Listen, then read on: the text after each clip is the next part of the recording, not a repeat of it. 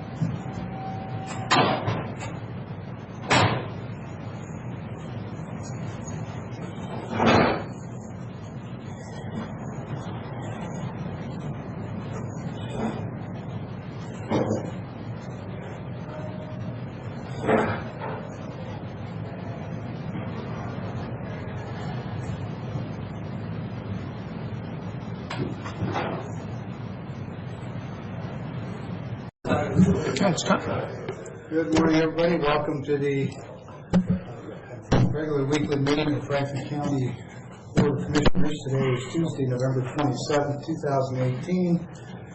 For the record, all three commissioners are here, along with County Administrator Keith Johnson. This time we'll officially call the meeting to order and ask you to join me in the pledge. Pledge allegiance to the flag of the United States of America and to the republic for which it stands, one nation, under God, indivisible, with liberty and justice for all. Thank you.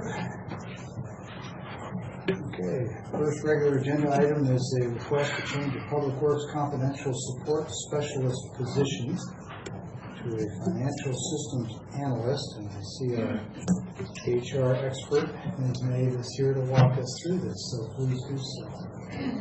Well, before I answer any of the board's questions on this request, I want to address some concerns I've heard regarding this request, as well as the one that I brought last week. I've heard some concerns that these requests are somehow looking to subvert the compensation study or kind of work around that process. I don't know if you heard some of That is those. not what I said. Well, I think I said let's make sure it's not. no,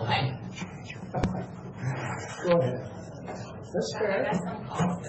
But, I think it's important to, to put on the record that compensation, especially market-driven compensation, is not static. There are constantly changing internal and external factors that drive the need to review compensation for specific positions or groups of positions. While we've seen through the results of the compensation study that we might have some work to do to get where we'd like to be within the market for the majority of positions, even if the study recommendations were 100% implemented last week, I would still be before you with this request today.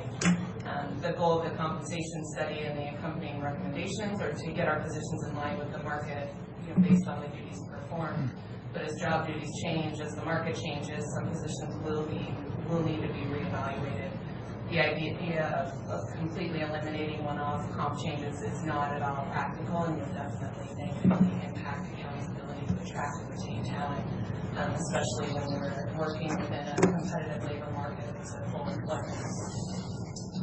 As for the request today, this request... I agree with everything you just said. I don't know what the source of the comments were, it doesn't really matter. But there is one thing that I think has been raised for this, and I'm hoping you're going to touch on it, is that when these come in, and I agree that they are separate from comp study for professionals to keep us in the market and help us attract and retain quality people. I get that that's a separate function. This is looking at a position and saying, we're asking someone to do work that exceeds the compensation, and so we need to either adjust the work or adjust the compensation. And so this package is all about adjusting the compensation. There's nothing in here that talks about adjusting the work. So any insight you can give us to the analysis behind that would be the other piece of the equation. So any remarks that, well, that doesn't matter. My concern was not that we were displacing one with the other, but that we hadn't gotten a full hearing on the other options, combining positions, eliminating positions, so forth. I'm not saying that work wasn't done. It's just like your math, getting the right answer is good, but they'd like you to show the work. And I don't mean you necessarily. I'm thinking more about the department level. I'd like to hear what they did to analyze whether or not this position is best located, for example, in public works or in the auditor's office, or whether it's that kind of analysis. Absolutely. And Okay. I'm sure Mr. Mahoney would be happy to speak Well, to that. I see him smiling, and I know that, so I'm sure he's done all this work. My point is simply that we didn't have the benefit of that background knowledge. Thank you. So, as you alluded to, the request today is driven by an evolution of job duties for the position, as well as an identification of the alignment of this job's duties with a relatively newly created classification within another office. So that's where we're looking to the financial systems analyst position, which was created within the last couple of years within the auditor's office. And as we're looking at the duties that are being performed, that are being necessitated by the implementation of new software out at Public Works, as well as the complex accounting functions that are required out there, which Matt can definitely speak more specifically to. As we look at those sets of job duties, they are much more closely aligned with the financial systems analyst position, as it exists, classified effective 16, than it does a confidential administrative support specialist position, which really doesn't share a lot of the function with.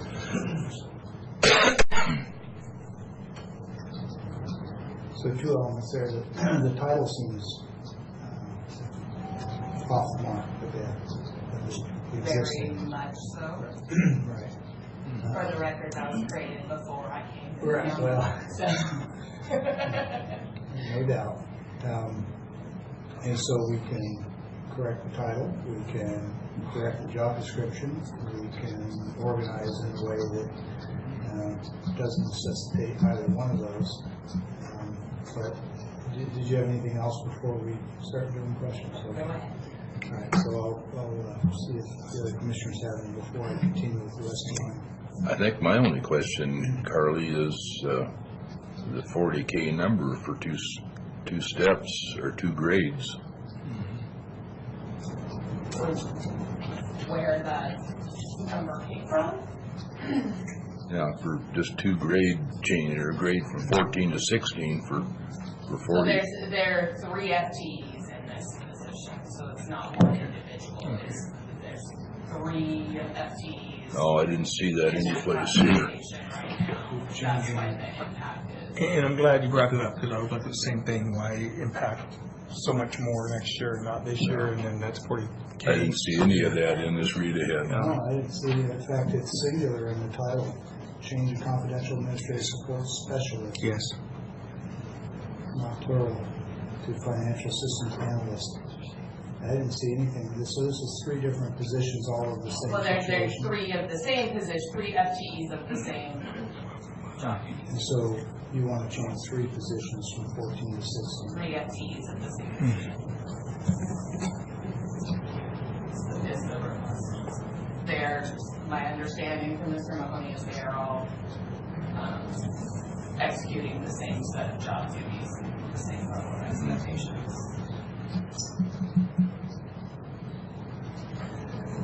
So I've got a couple of additional questions and comments, but Commissioner Miller, Commissioner Cook? Anything else you want to ask? My biggest thought was that 40,000. I'm glad to know that was at least 3 FTEs. It makes a little difference there.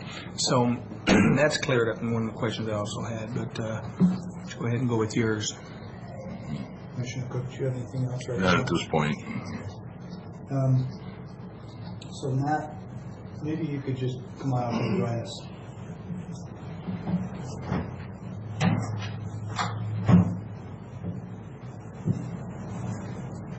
So not that it's relevant to the principal, but it does speak to budget. This is out of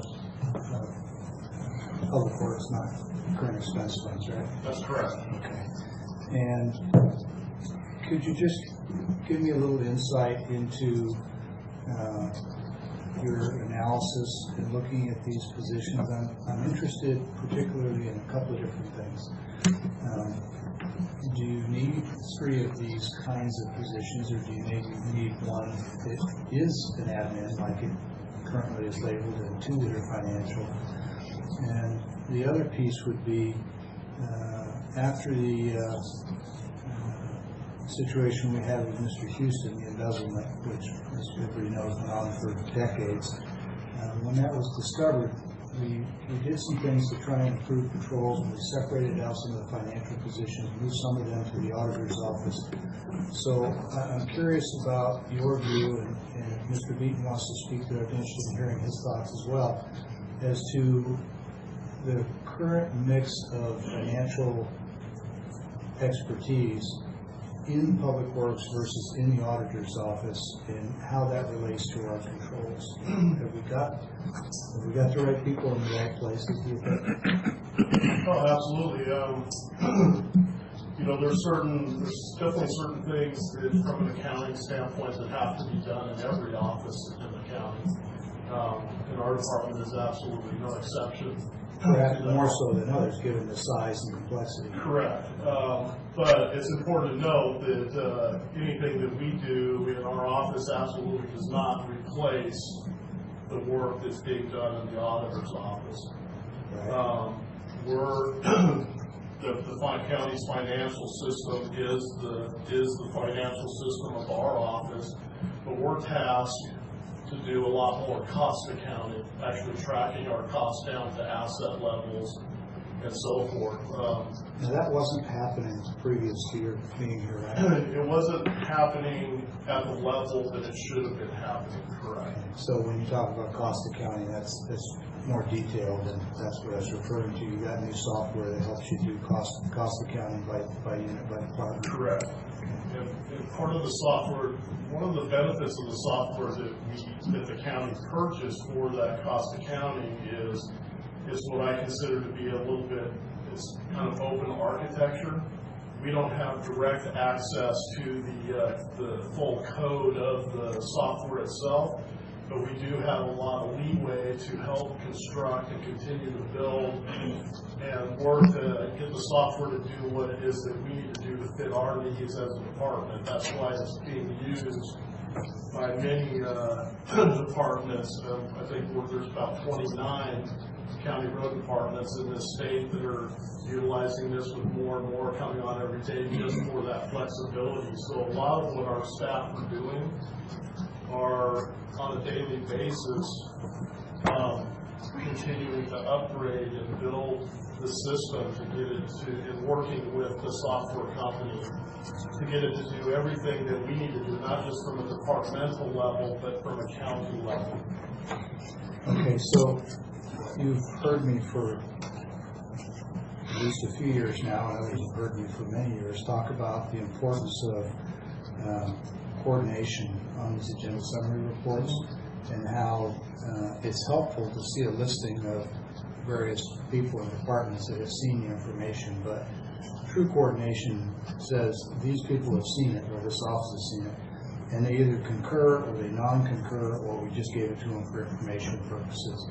I think if you'll allow me a little latitude, I'll just say I think this is a really great opportunity to illustrate that had this coordination, say, gone to the auditor's office, and we had under coordination that the auditor has reviewed and concurs or supports, then we would know that there's no concern about having overlapping functions in the two departments. You've already spoken to it.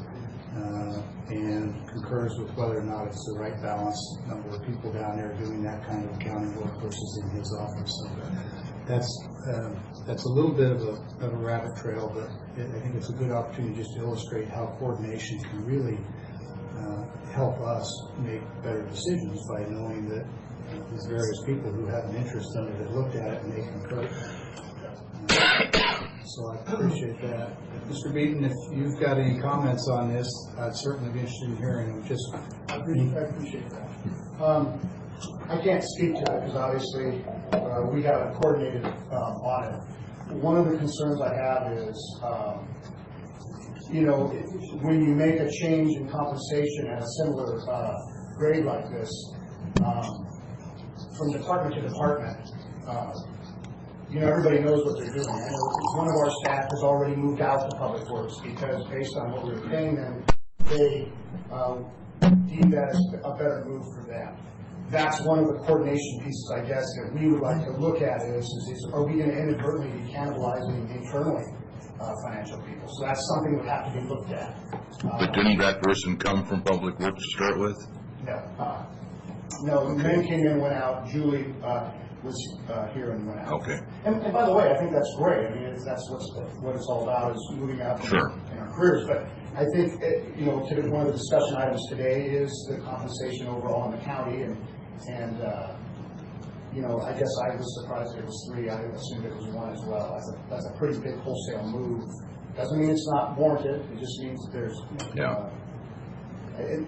I appreciate you letting me speak to it. As far as the controls, I think it's worthy once in a while to deliberately sit down and make sure that we keep those in place so that they endure, beyond us. We have a lot of confidence. We like what's going on. There is still the separation that was there, but from time to time, as these, I guess you call them one-off, as these one-off changes change it on an annual basis or on a periodic basis, we should review, if the controls are in place. So, thank you. So if I could, with respect to people moving, a person that moved from your office out there, were they moving to a similar position, a very similar position at greater compensation, or were they moving to essentially a promotion? What I'm concerned about is that we have positions in Public Works in your office that are essentially identical, but they're not being compensated the same. So when the move that you referenced took place, was that to go to a higher grade? No, it was a lateral. Correct. So was it? To a position with a different title, that it gets back to some of this. The substantively was the same word. But it compensated that? No. No. So it's strictly lateral. Okay.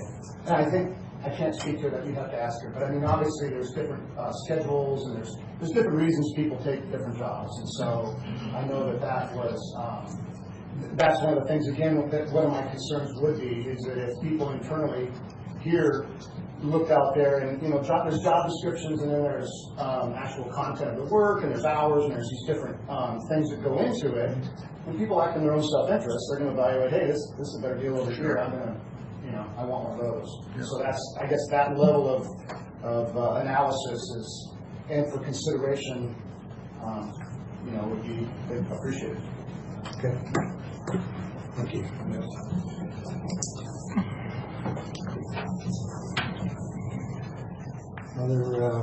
Other questions? And if not, what are the wishes of the board? Do you want to move on this today? Do you want to work on it?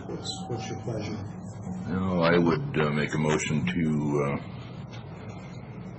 support the specialist position to financial system analyst, resolution 2018-341.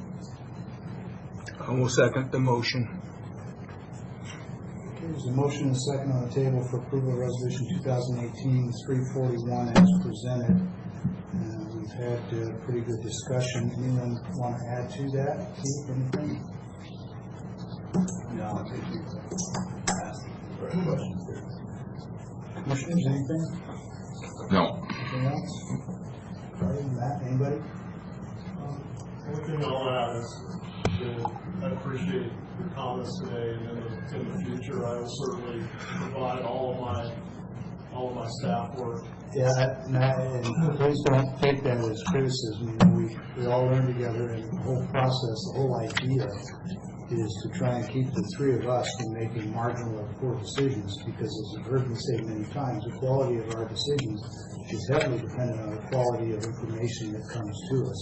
And each of us has some background in different areas, but we can do an awful lot for the team outcome by making sure that we have good input. And that coordination piece is just, maybe it's a little bit of a pet peeve, but I think it's important for us to know what other departments think on it. And I may update or amend this ASR form just so that it's a little more clear. And you're by no means the only person that does it this way. You and the rest of the board members have made it perfectly clear what you'd like to see in that coordination. Listen, I'm owning up to the fact that it's kind of a pet peeve for me, but I'm keenly interested in what the other departments have to say, because there are very few of these packages that affect only one department. So, okay, hearing no other requests for discussion or comment, all in favor of the motion, please say aye. Aye. Aye. So, we'll go ahead and approve.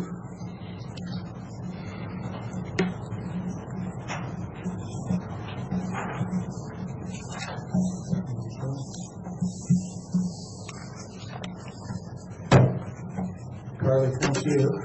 Appreciate it. Understand your opening comments. They're very appropriate. Mr. Chairman, I don't have anything else on the main agenda. I do have a few things on the consent agenda. I'll just stay around for the whole meeting. But I did want to mention the fact that work has begun on the Jennifer Bins access road, and any of the board members at any time can go out there and kind of get a good idea of how it's progressing throughout the project. So, Again, the funding for that is state and federal, and then locally we're providing staff time. The local funding really came in with the acquisition of right-of-way. Okay. That's one of those areas where the feds did not want to purchase right-of-way that then would be county right-of-way. Right. Well, it puts it in their hands, and then they've got to transfer it to us. Correct. Okay, thank you.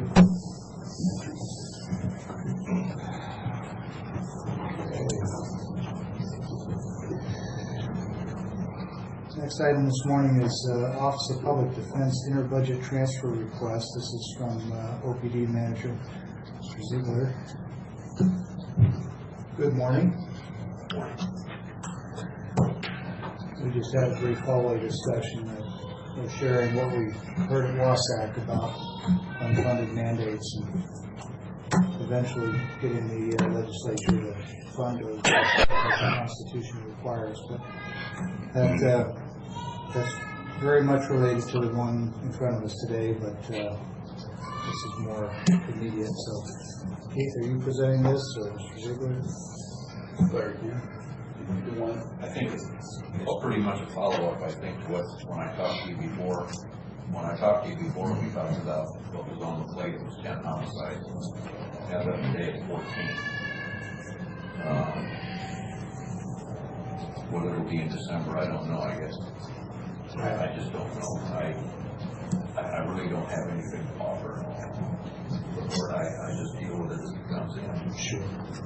I try to husband as much of the money as I can. There are some things I just have to deal with. What does the state come up with For next year, 91,400. Okay. Yeah. Which is a drop in the bucket. We keep going with this. What do you think your expenditures this year will be? I have to look. Just ballpark. It's more than 91. I'd say we're going to hit. We try to run it as close to what we've asked for the first year. That's always my target. And to be fair, I just tend to run it on a day-to-day basis. I tend to look at every request individually. I tend to, some I'll deny, some I reduce, some I'll grant. But that's the question of, I know the lawyer is talking. They've given me a good description of what kind of case it is, why they need it. And I kind of tend to look at it. If this goes up on appeal, have we spent the money down here that we need to spend it, not have it kicked back to us? And I take that to mean if we don't provide adequate funding in the eyes of the appeals court, its outcomes and trials can be overturned because we didn't provide it. Of course, that's money down the drain. At that point, we start all over. We start all over. And here's an example of a case I just had. We have a case in jail that involves 7 defendants. Initially, the case was a persistent offender, so the defendant's looking at life without parole. So that triggers that contract, which is I have to pay $75 an hour. I set it up with attorney A, takes that case all the way to pretrial, at which point in time the prosecutor files 6 more counts against 6 other defendants. So by doing that, I had to take that lawyer off because he was now conflicted. So I had to pay him up to that Conflicted with point. some of the other 6. Yes, I had to pay him up to that point, then put another one on. Plus, I had to go to Yakima to find a lawyer to handle number 7 because everybody else was conflicted out. Yeah. Now, what in the aggregate, that adds up. I mean, sooner or later, you're talking real money. Yeah. Because that's not the only case. Well, under the state's constitution, it is clear to me at least that this falls right smack in the middle of the whole unfunded mandate discussion. It was discussed a lot at the recent Washington State Association of Counties conference. I believe Wasac is going to file suit against the state legislature next year. Probably going to start with something a little more succinct and perhaps quicker through the courts, which is the unfunded mandate to add additional drop box locations for ballots. That clearly is a new or expanded function, and under the Constitution, they can't provide us or mandate those actions without providing the funding. The indigent defense, according to certainly everyone I heard at Wasac, is exactly the same scenario, just going to be more difficult to pursue. So I'm anticipating they'll do drop boxes first, get a decision, and for those of us, especially myself and Commissioner Cook, who are involved with Wasac, I don't want to speak for Commissioner Cook, I'm pushing to have them use indigent defense as a follow-on suit against the legislature. The Constitution is quite clear. They can't mandate additional duties or expanded duties on us without providing the funding. And to be fair to the legislature, and believe me, I think I've told you this every time I've appeared in front of you, it's just, my impression is there's not enough people from the counties, particularly in the east of the Cascade Mountains, telling those people over there, this is what the reality is over here, what we're dealing with. Here's our tax base, this is what you're saying we have to provide. But it's going to also limit commissioners. I've shared it with a lot of them, okay? They're going to have to coordinate with the appellate bench, because a lot of this is coming from judges, many of whom never filed a criminal case in their life. They just think it's just money. You go to King County and watch the way they spend money, and those people think that that's the way we should be spending it because that's the way they do it. And I hate to say that, but that's reality. And you try to tell them it just isn't so. They're not listening. The reality is that the opportunities for enhanced revenue at the counties, especially without raising taxes, are very, very small. And the rate of increase in the cost of running any government, county or otherwise, is certainly going up faster than any revenue rate.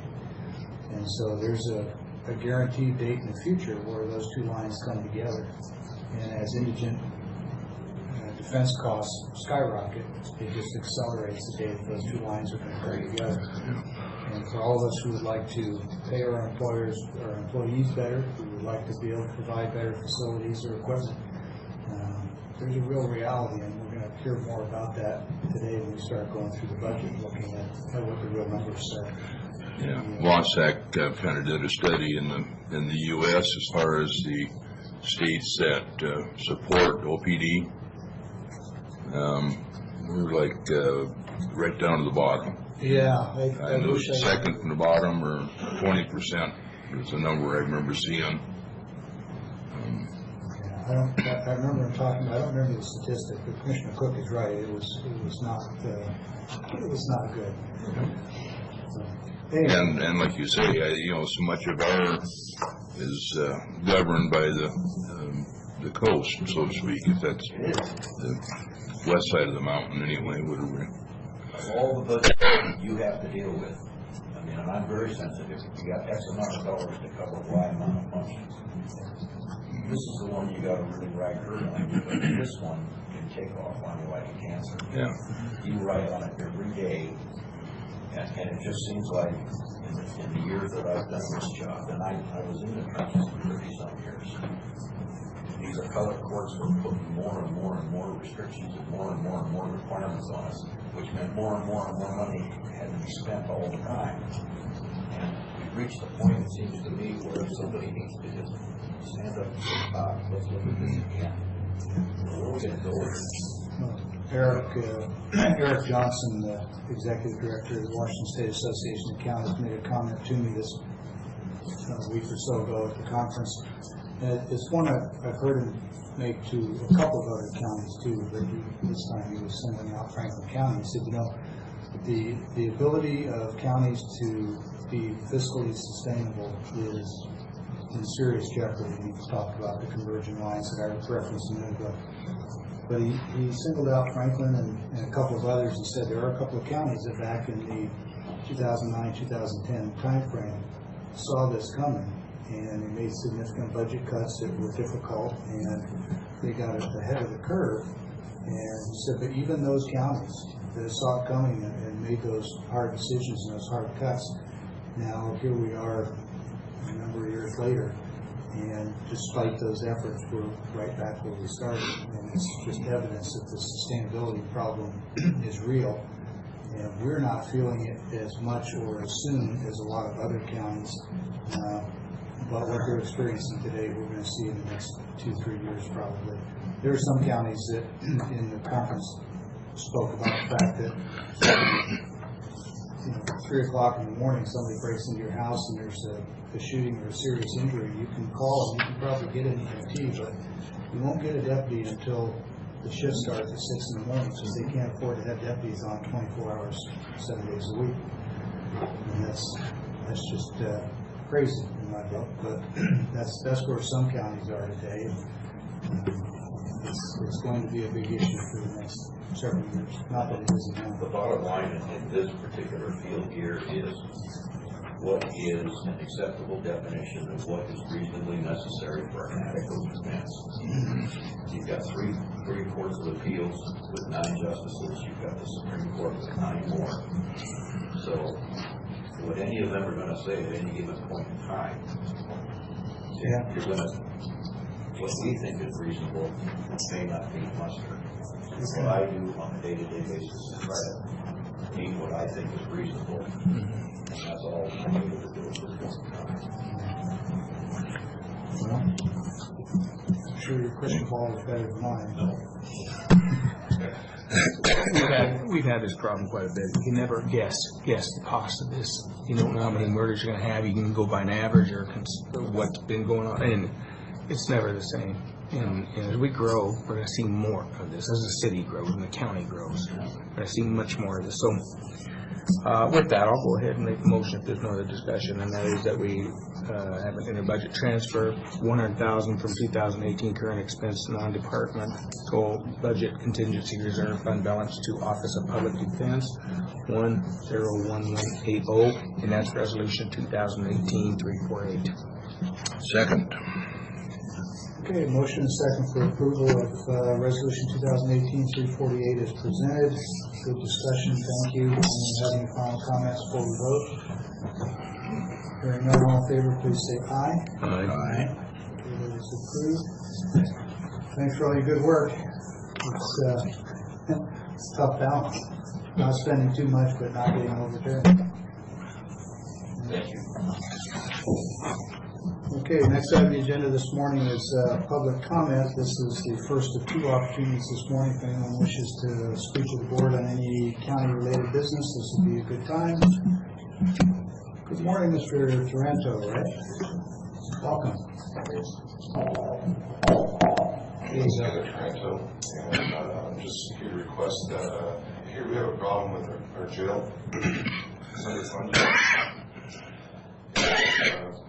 New budget's coming out here, so I'm requesting that we finally fund the remainder of the prison, the jail, excuse me.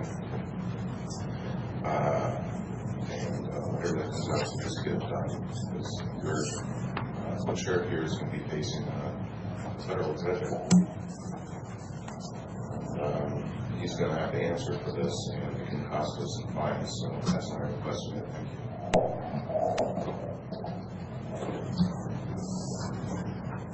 Sheriff, anything you want to add? No, it wasn't clear from the gentleman's remarks whether he's talking about the new jail, public safety building, or the old jail. Well, I think for general audience purposes, there is an alternate plan that's in place to try to address the construction issues that are looming. As I said, it's coming on December 31st, but the court monitor is now not going to be until January 30th, which will give us a little bit more opportunity to see if we're bringing the facilities into compliance. As we've talked before, whatever money has been transferred here, $400,000, it's just the hands are gone, and we're going to have to keep etching away at it. Besides that, I fully staffed today. Keep your fingers crossed. As you know, for the We're last okay with FTE. for the last year or so, we've been moving a lot of money towards the public safety function. That's correct. Getting corrections fully staffed and hiring consultants to update policies. And so I was a little unsure whether the gentleman was talking about money for the old jail or the new jail. And I'm assuming you've had conversations, so. No, you know, okay. no, I wasn't aware. Okay. But it's fine. I mean, Yeah, no, it's fine. it's a transparent issue. I mean, It just makes it hard to speak to the issue if we don't know which jail we're talking about. That's all. right. Okay. It's an overall deal, and we're having to change some of the facilities within the new construction. Right. The old construction, blend them together and make it work functionally and operate functionally. So, yeah. Okay, good. Great. Thank you. All right. Not seeing anybody else wanting to talk to the board right now. We'll move on to office business. Payroll rosters and warrants. We have two in front of us this morning. The first being fund expenditures. I move for the approval of 9 individual expenditures, current expense, treasurer O&M, solid waste, etc. Bottom line is $382,404.26, and Keith has reviewed them. Mr. Beaton has approved, and Rosa Gomez has audited them. Okay, second. Okay. Motion and second for approval of fund expenditures as presented and read into the record. Any other comments? All in favor, please say aye. Aye. Those are approved. Second and final, I move for approval of county road and motor vehicle payroll. Bottom line of these two items is $115,196 and a nickel.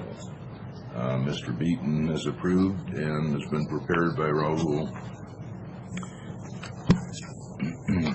I will second the motion. Motion and second for approval of county road and motor vehicle expenses as presented. Hearing no comments or questions, all in favor? Aye. Aye. Those are approved as well. Next item is the consent agenda. We have 8 items. Are there any items on here that any commissioner wishes to pull for separate discussion? If not, a motion to approve as presented would be appreciated. Mr. Chairman, I move that we approve the consent agenda 1 through 8. And a second. Okay, for motion and second for approval of consent agenda as presented with 8 items, comments or discussion. Okay, all in favor, please say aye. Aye. Consent agenda is approved as presented. Mr. Johnson, this brings us to administration office business, which is, Kyle, thanks for being here this morning. Sure, you as well. Appreciate it. Yes, a couple things before we get into discussion of the budget. We received a request to support other local governments in making a request to keep Rattlesnake Mountain open to the public. I think you've seen that letter. I've consulted with our neighbors across the river and a few other jurisdictions locally to see if they're intent on supporting that. I've affirmed that they have. And David, I pronounced the last name wrong.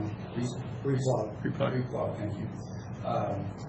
Is sending out the letter, or circulating for signature tomorrow.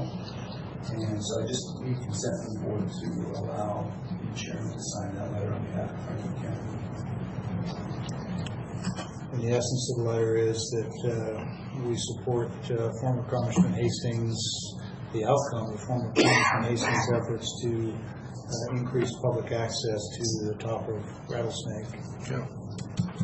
Fully supported. Commissioner Miller? That's good with it. You okay with signing that letter? Yep. Okay. Sounds like we're good there.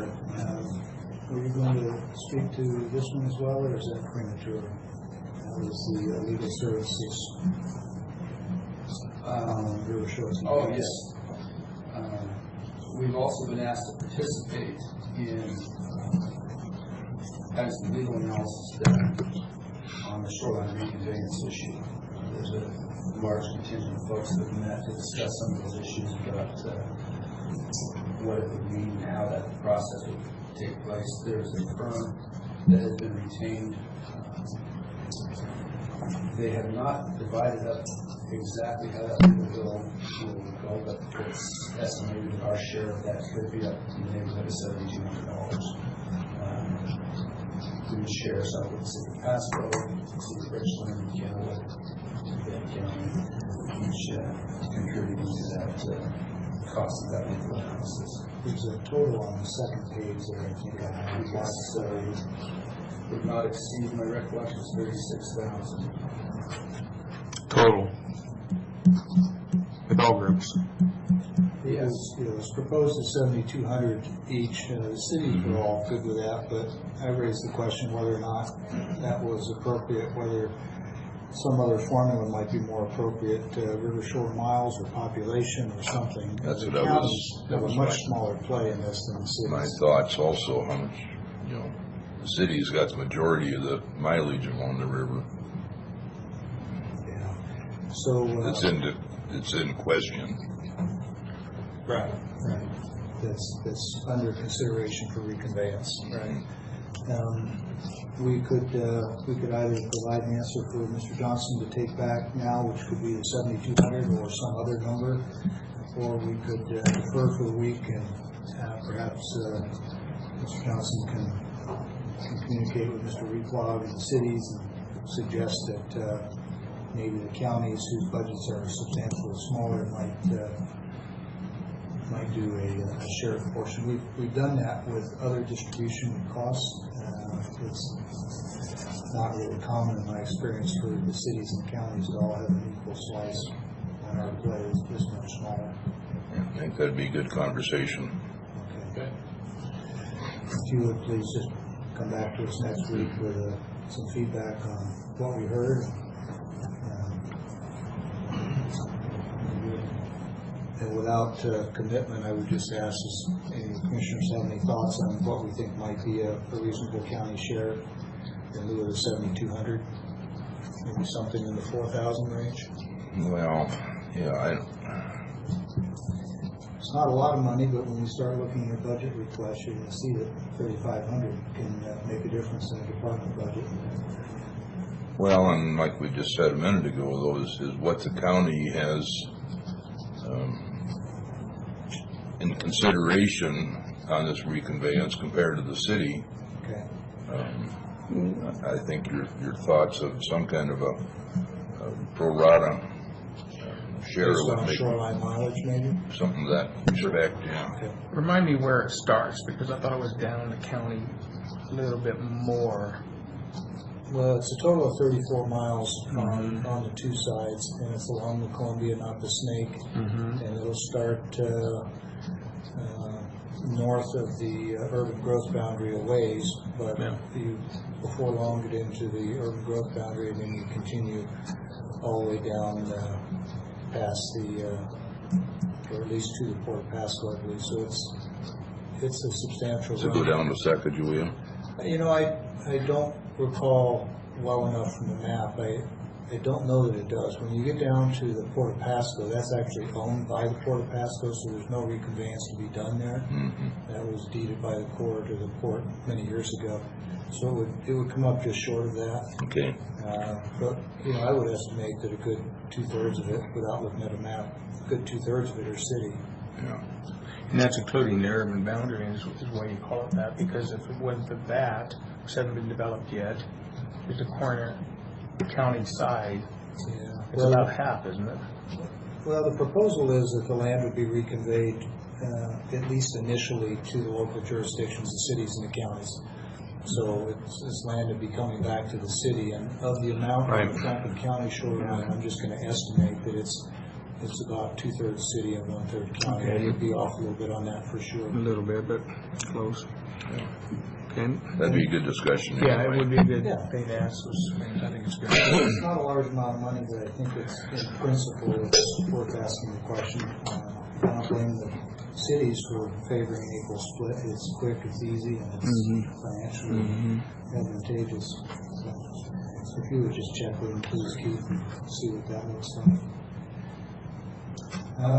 Okay. After that, I'm ready to begin a discussion of the 2019 budget. If you're ready to have that discussion. I am. I'm mindful that it's going to take a while to go through this, and we've got a second public comment on our agenda. Some people may need to leave, so I'm just going to add an additional opportunity. If anybody wants to make public comment, speak with the board on something, just an extra opportunity. Okay, doesn't look like it right now. So let's go ahead and move on to budget matters.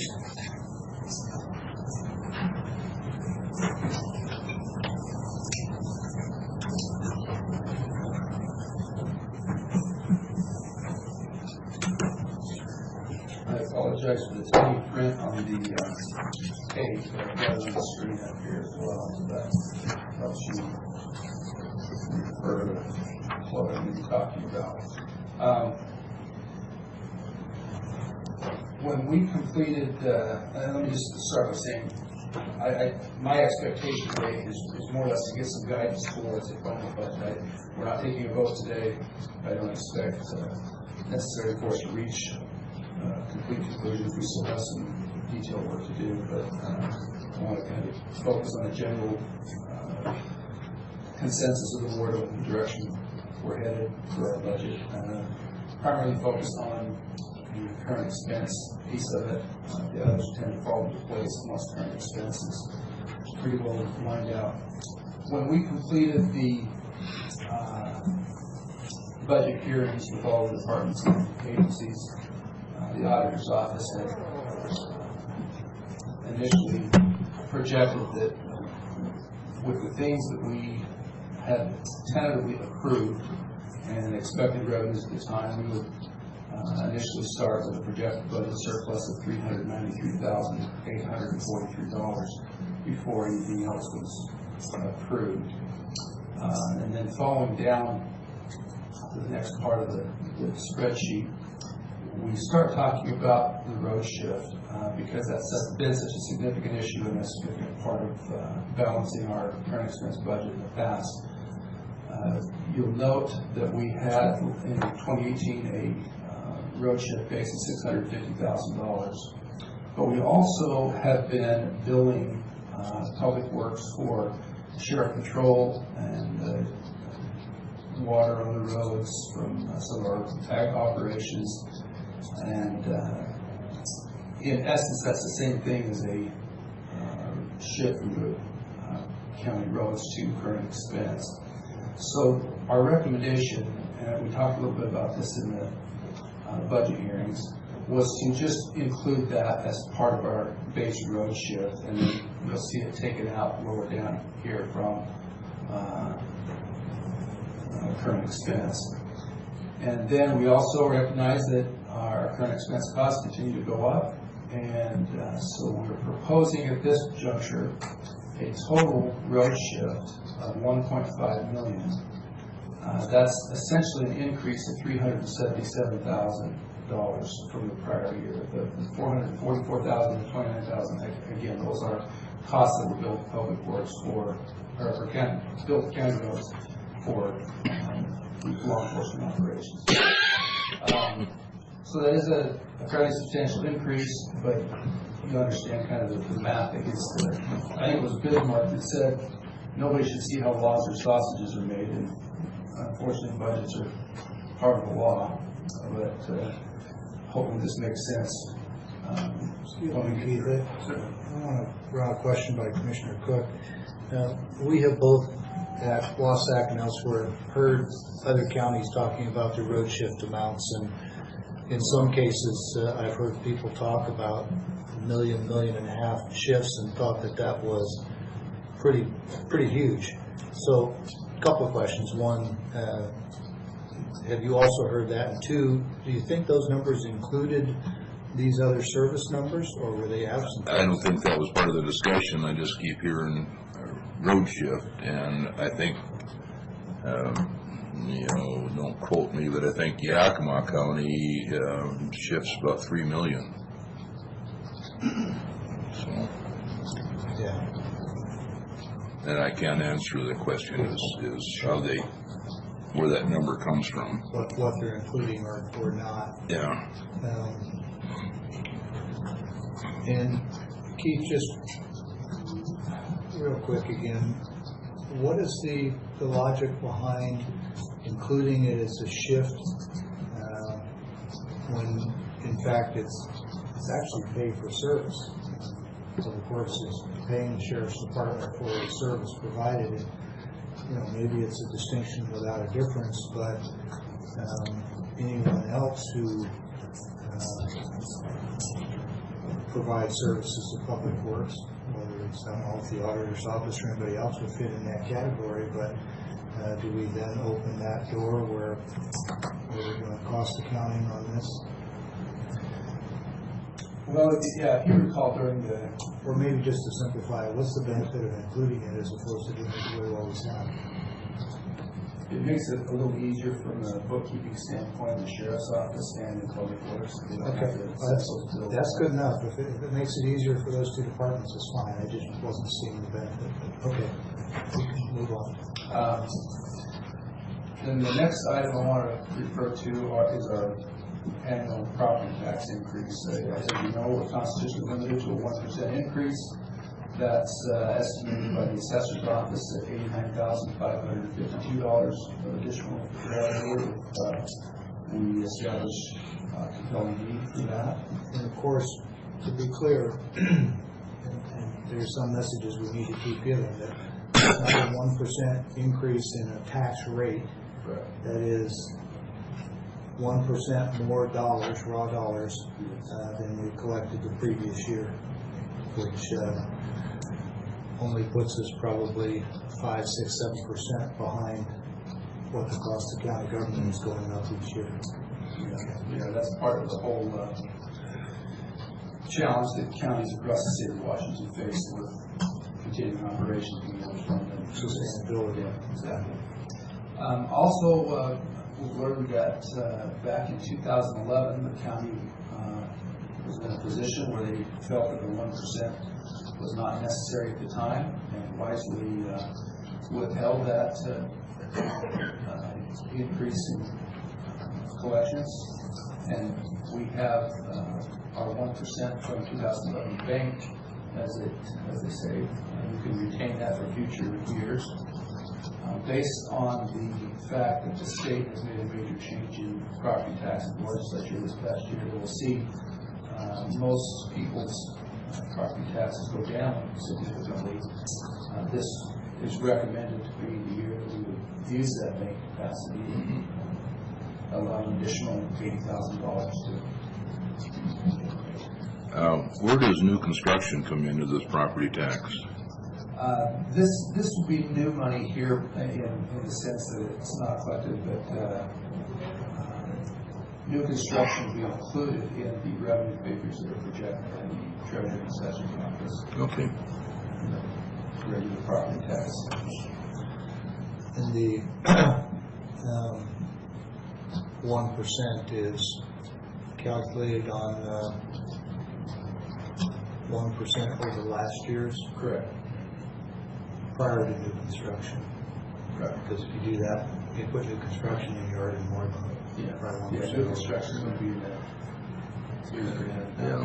And the reference you made to property taxes declining due to the state legislature's action, you're talking about the schools portion? Okay, so it's not.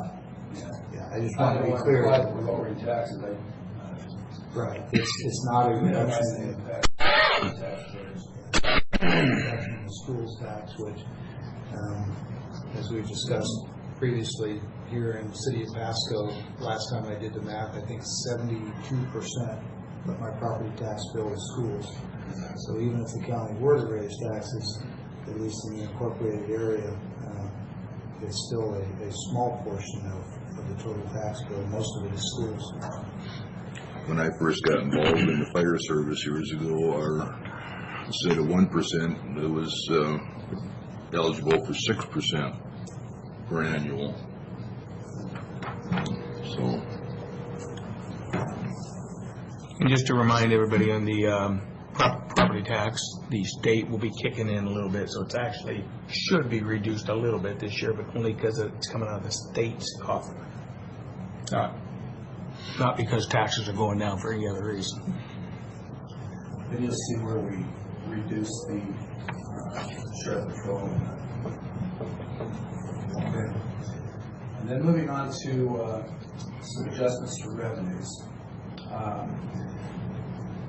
As you know, we initially put the budget together starting in December, June, July, and based on what we think expectations are, refine those estimates as we get closer to the end of the year.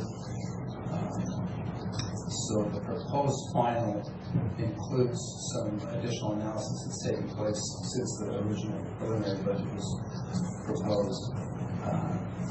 And we're recognizing that sales taxes are healthy and fairly strong right now and growing. I make no prediction about the future, but if our economy continues to stay strong, then we could see these amounts coming into our sales tax next year. We'll also increase our Pasco lodging amount based on estimates through the end of this year, what we think we can expect to receive next year. And so you can see that amount that we added over the original projections over here on this far column. We think those are still conservative. Obviously, the Treasury works very hard to make a conservative estimate, and we appreciate that because it's always better to underestimate your revenues than to overestimate and find out you're in a hole. But for the past 3 years, we've exceeded both revenue projections. We feel very comfortable with good numbers for us. If memory serves, we've exceeded them, but only by a little bit. Yeah. The Treasurer's Office has been, I think, remarkably accurate in predicting those. They don't know how to do it, but the numbers have consistently been close and a little under. And as of right now, we expect fund balance in this year, beginning next year, of $3 million. We're not proposing any changes to that at this time. Obviously, we have some refinance due through the end of the year, but at this point, we think that's very accurate. We did increase against related to sales tax, that 0.3% part of our criminal justice tax. We have an additional $110,000 estimate to those revenues. So what that means is you take the beginning initial surplus and add the adjustments to the revenue, makes somewhere starting before we add any additional expenses, about $1.8 million of additional revenue for 2019. That subtotal revenue, I can't read the last adjustment. Yeah, that's the total. Okay, so it's subtotal. So the 393 above, as you said, goes on it. Yeah. So then that puts us about 1.9. Yeah. You said 1.8. Okay. Then we start looking at expenditures. There's several items related to personnel that we're going to have to discuss a little bit. We mentioned them already in the meeting today, the compensation study that's been done. You're aware that within our current salary matrix, there's some compression issues with a couple of the grades and steps. And then we've had some discussion about the distinction between the 7.5 and 8 hour matrix. So we want to take any steps to correct that. And then just general cost of living adjustments to keep us from falling further behind. And the grand total of those is about 900,000. Yeah. Of what, Tom? The first two, the first three, the four? So what COLA level are you using? That's 2%, which we estimate around 320,000. And then the matrix fix, we have about 150,000. The compensation review is 180. And then the compression fix is about 250. Compensation review is 180. Yeah, these numbers are kind of. They're very intertwined. That's a very different number than we heard 2 weeks ago. That's a different number than I had heard as you break it. Right. They're intertwined. The recommendations of the compensation review are based on these other fixes. Okay. So it's not, I don't. They're composite numbers, yeah. So the 800 included some of these other. I still use them. In our first discussions here, it was around 800. So that included some of these other fixes. That would include all of those. Okay. All right. Yeah, and because as you see, there's complexity and there's issues still to be resolved, my recommendation is at this time for the adoption of the 2019 budget is to not include the compensation review, the salary matrix, compression fix, or the 7.5 to 8 hour matrix fix at the beginning of 2019. But I would recommend that we begin putting together a plan to implement those three items. As far as the cost of living adjustment, I think that's going to be a necessary component of our labor discussions with the bargaining units as well as our non-bargaining employees. And in fact, cost of living is going up and we want to stay as firm as we can. So I think we're going to be close to being able to make the recommendation on a COLA at least. But I think those other three items are going to be discussed starting in January. After that, we started looking at individual agency requests. We can go through as much detail as we would like to. We tried to include as many of the requests that the different agencies and departments requested. I should point out that these are non-personnel and non-capital requests. I'm sure I got that right. Yeah, okay. These do not include requests for additional personnel or capital. These are just their operational requests. The amounts probably to focus on for your benefit are these changes over here in this amount decreasing or increasing column. You can see which departments affected and how much cost for their department will be included in this budget recommendation. One of the things I should point out right here in OPD, we just met with Larry Ziegler. Their request was quite a bit higher than this. We've only recommended funding at about 75% of that level, with the recognition that he can do that this time next year or earlier, asking for additional funds. So we made a more conservative request than what the agency had asked for. Facilities, we talked about their uniforms, their additional request. That number has been pared down a little bit based on their request for additional janitorial services. You're going to see below that they have requested an additional person that we are not recommending we fund right now. So I wanted to keep those requests for operational costs as high as we could, in lieu of the fact that we're probably not going to be able to hire an additional agents. Coroner request, as you know, we will have a new coroner January 1st. So we included those items that we thought were essential for the new coroner. These amounts are less than what he had requested.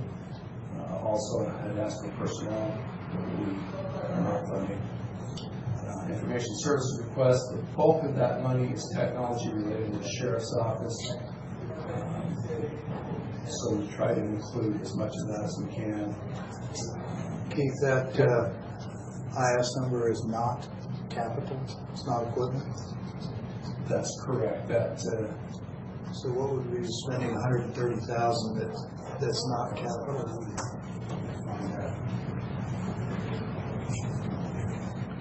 Also, didn't we use for some of the IS sheriff use some of that criminal justice tax revenue?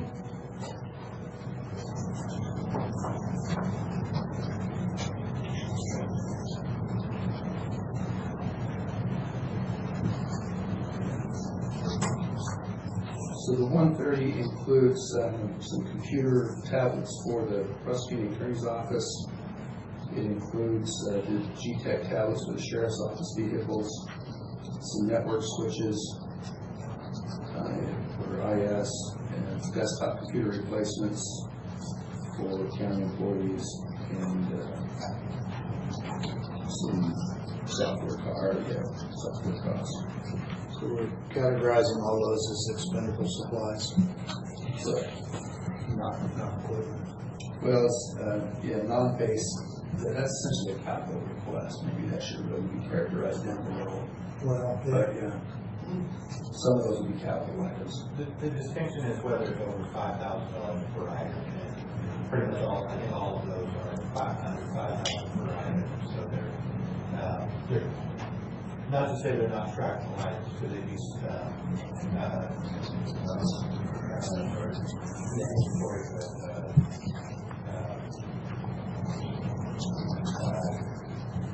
that just that sense that the inventory. But they're not Physical assets, they don't get capitalized in the financial statements. And I see the under 5,000 rule and the applicability. It does seem when you aggregate this amount and make that 130,000, now it becomes a capital request. It's a little bit like saying, a brick is not a capital expense, but when you buy $6 million of it to build a courthouse, it is. Yeah. So maybe it's semantics, but that's a big number. And we can shave some of that off of there. Well, I'm not saying whether we need to shave it or not, just questioning whether or not it belongs here or it's a capital expenditure. It's not real property, but it's not really supplies either, unless you. And then down the requests of the other departments, most of those are fairly straightforward. The dispatch services, we estimated at 75% of the requests. We're working to try to get that proposed number down. That's going to be difficult to do.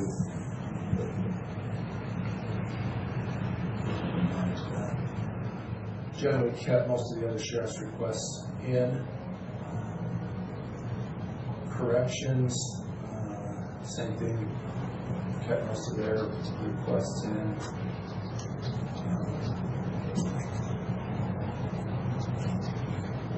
Treasurer's Office. One thing I'll point out, the Treasurer's Office have requested a tuition reimbursement of $10,000. During our budget hearings, we thought that might be best placed in a non-departmental account rather than within the individual offices. And part of the office is to essentially apply for that document there because the board has a little better management of that function. I certainly agree with the non-departmental aspect of it. Do you recall whether or not the policy requires a service payback? It does, I believe. It currently requires, I believe, a 12-month. Is that correct? 12 months. It does. The discussion that we had during the budget workshops were that obviously that's one of the policies we need to update that we're working on, but looking at is that service requirement appropriate and should it be balanced with how much the county contributes, and there's a whole lot of pieces to that we're looking at. So, speaking specifically to the Treasurer's request, my recommendation would be we would expect at least a 2-year commitment to on that. But we have to revise the policy. Then we're looking at additions to personnel. The request we're making there. The extension agent requested additional program support specialist part-time. Not a significant number, so I've currently included it. We recognize that it's very difficult to add personnel. The assessor asked for a real property appraiser. The facilities asked for a maintenance tech. The coroner asked for a deputy coroner. And my office asked for a deputy county administrator. I'm currently taking those out. Recommended that forward just because the request will exceed our ability to pay for them. Recognizing those will be ongoing expenses. We did, the sheriff asked for 2 lieutenants. I'm recommending funding for 1. Recognize the challenge that presents to them. They played a pretty good case in hiring 2.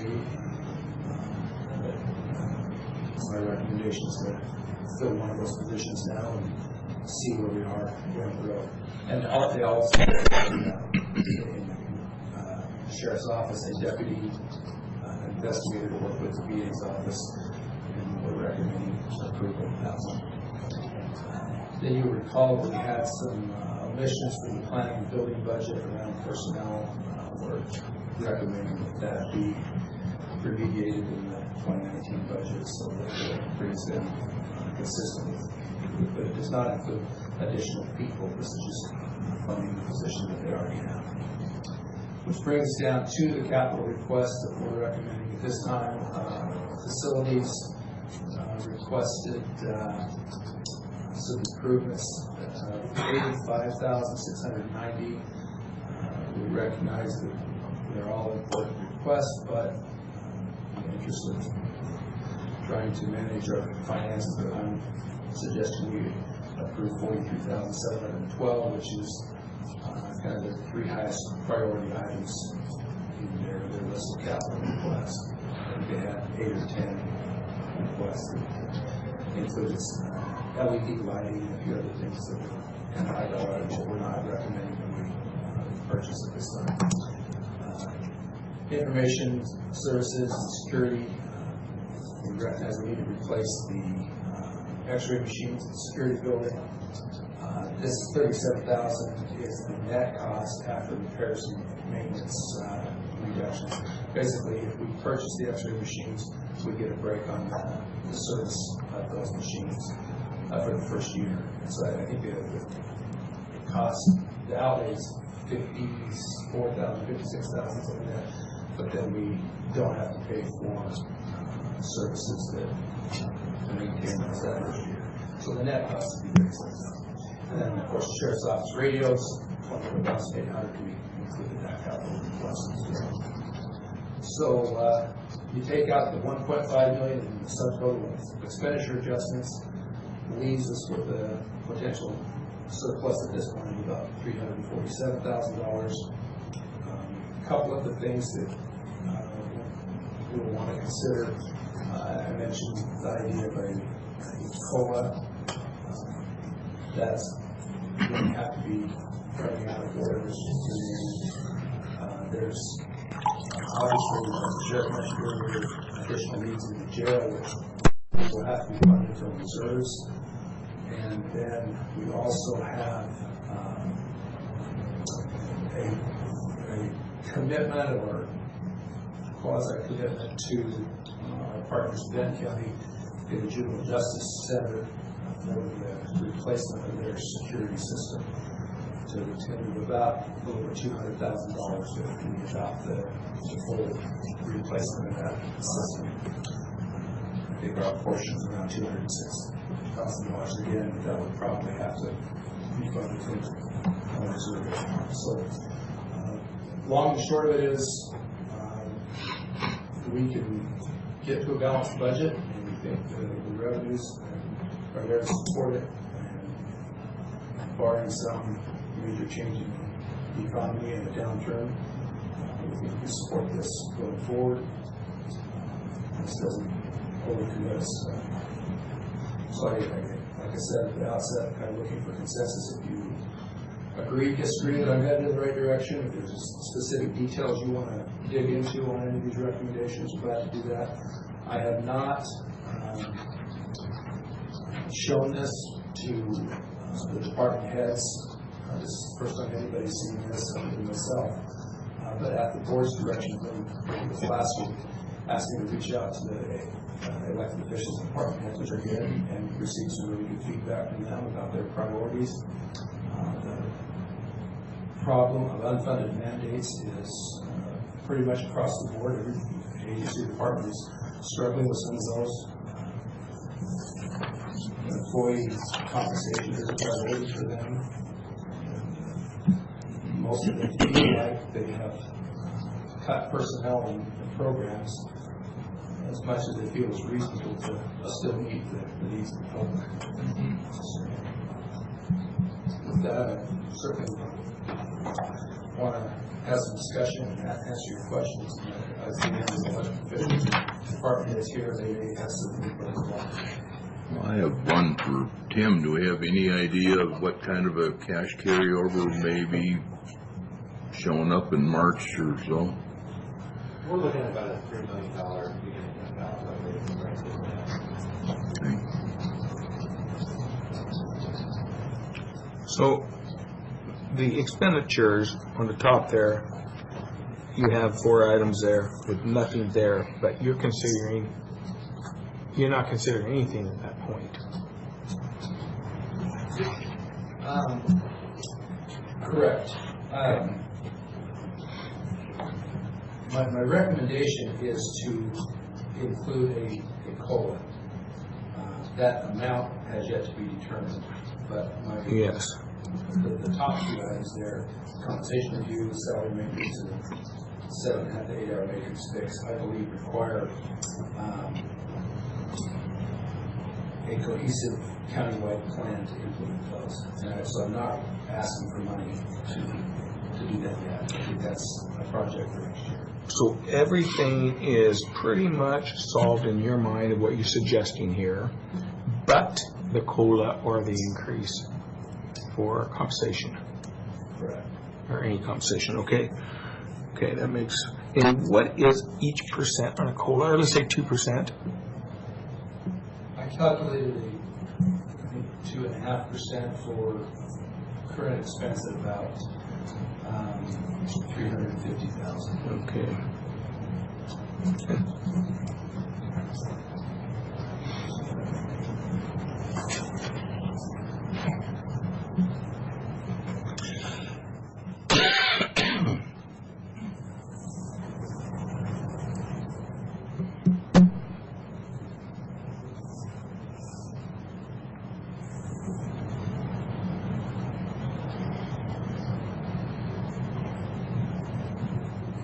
Keith, did you say the juvenile justice number, security, would like to have to come out of our reserve? Yes, I did.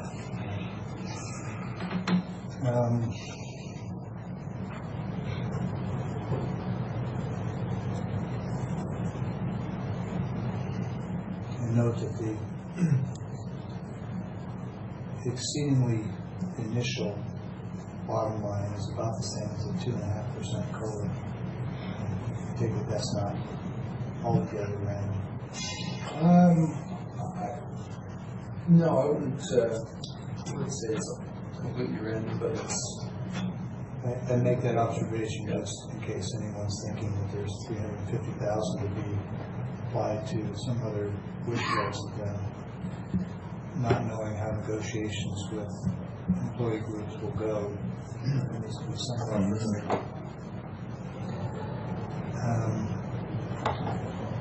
In planning personnel, we had an undershoot in a previous budget. It wasn't apparent because we had a number of vacancies, and as we filled those, it became apparent, and that's what you corrected. I caught all that. Are you comfortable that the new funding proposal provides for a fully staffed planning department, and as part of that analysis include looking at the makeup as we had talked about? We still have some analysis to do as the new director fully onboards and gets acclimated, but so I can see some recommendations trying to develop it for the beginning of the year, through the foreseeable first quarter at least. I think that's where we need to be on. Look at that. They're nodding it, so Well, it's such an important function, and it's sort of the front door to a lot of citizens dealing with the county. And the county's economic viability rests oftentimes on growth, and we want to be known as supportive and efficient and responsive, and we can't do that without good staffing.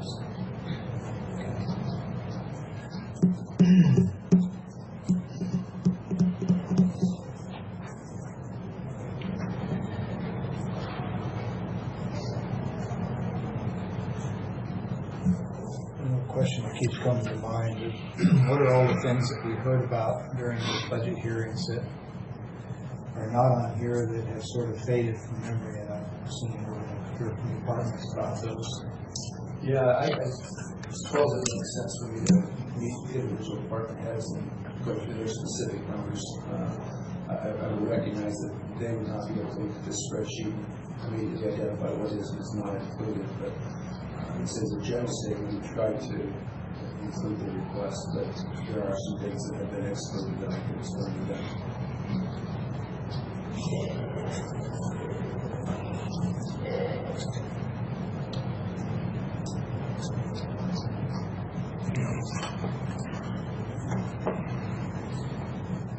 Under the personnel additions, there's a request for a deputy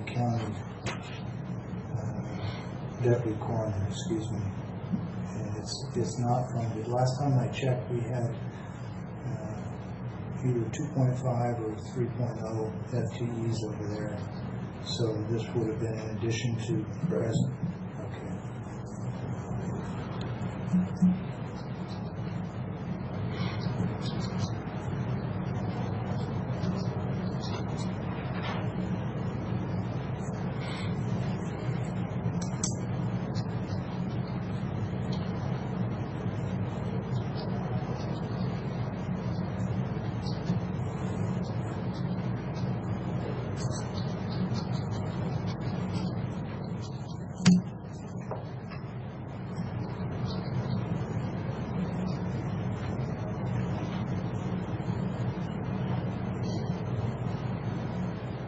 On the Sheriff's Dispatch Services line, we do 911. We previously had discussions about how the E911 tax would be 100% dedicated to that cause, and that would cover our call costs.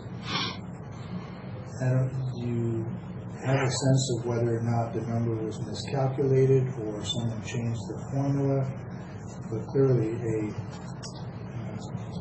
$270,000 added there is significant. Yeah, in looking at the agreement, I think there's probably a legal question that still needs to be answered about how that money flows, whether it flows through Franklin County and is billed by CCOM, or whether that money goes directly to CCOM. And that is a question I don't have a full answer on. Having said that, clearly we anticipate that we will have to be paying a per call service fee to CCOM in addition to the 911 consolidated. And from your reading of the agreement, is Franklin County getting comparable or consistent treatment that the other counties? Yes, they adopted a budget that allocated those costs, I believe, as reasonably and fairly as they were able to do. And the other participants in CCOM are paying their proportionate share. And what is unknown is the $1.89 taxes that come in. If that number goes up, which likely it is, then that will ease our burden on the other side of the budget. So, unless the dollars go up due to the population increase, in which case you can increase the cost of service too. So, okay. Hopefully all the people moving in will bring economic benefit and not be heavy users of 911 unless they really need it. Okay.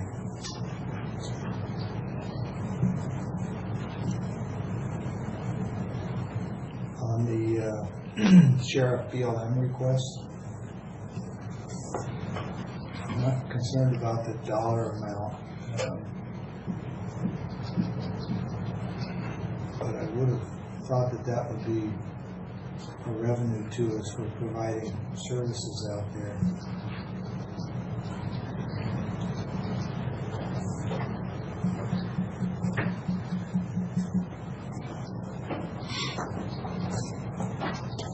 I guess it's more just a memory refresher. Sheriff, we do get money from BLM for providing law enforcement services out of Juniper Dunes? We do. We bill them Okay. for every hour that we're out there. But we haven't set.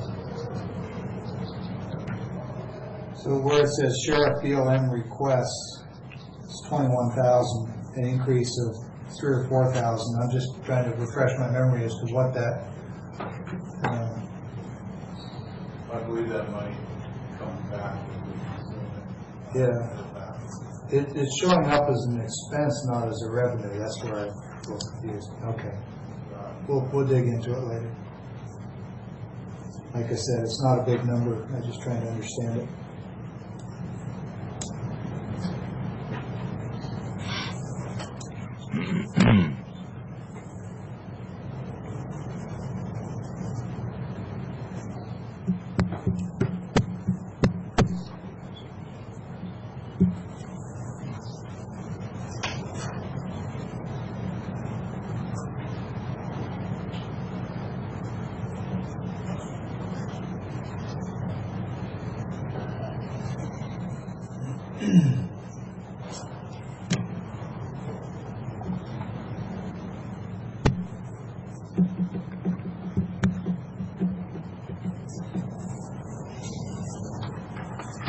So Keith, are you, I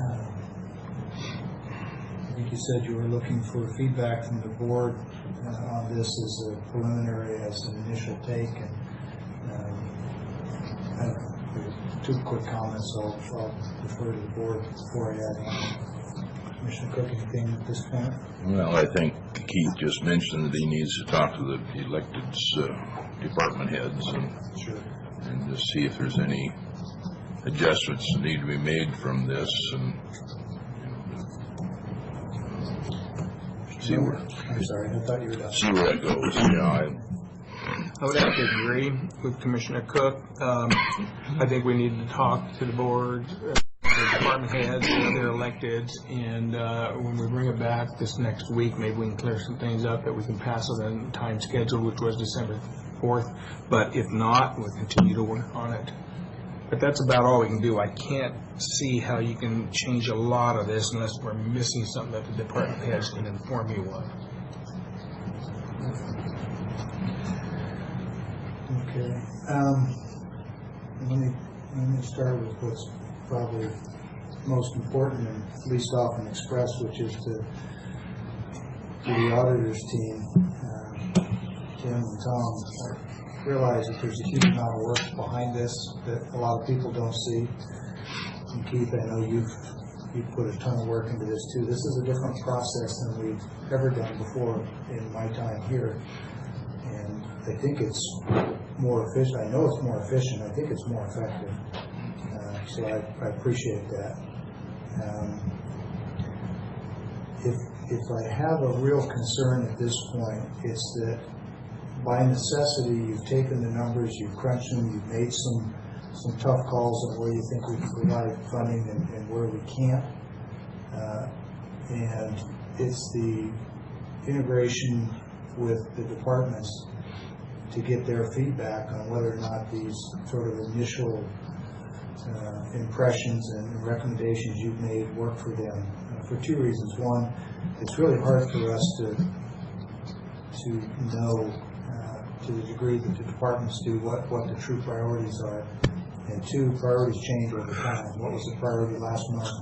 Who knows? They've gotten a grant since then or something else. So I appreciate the fact that you're going to get with the departments now and get feedback. And the particular piece of feedback I think is most important is I doubt that any of them are going to be excited about the fact that they're not able to get all the funding that they've asked for, but a validation that if they know that they have this much to work with, would they change the priorities or would they endorse the ones that you're recommending?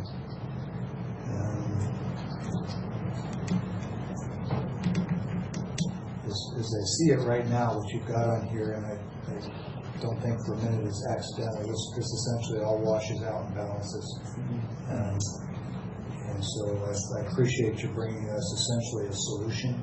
I think the big remaining piece, again, is just getting to the departments and dealing with the realities that we can't fund everything we want and making sure that the priorities that you've outlined here are consistent and be flexible in changing if the departments want to go a different direction with their priorities. I guess my last comment is I'm far less concerned about what is on the sheet than I am all the things that are not on here that I know people wouldn't have asked for if they didn't need it, and what that means for next year and the year after, because these needs don't go away, they accumulate. So I think that's all I would have to offer at this point. Does that give you what you need? Yep. Okay. Appreciate your work with it.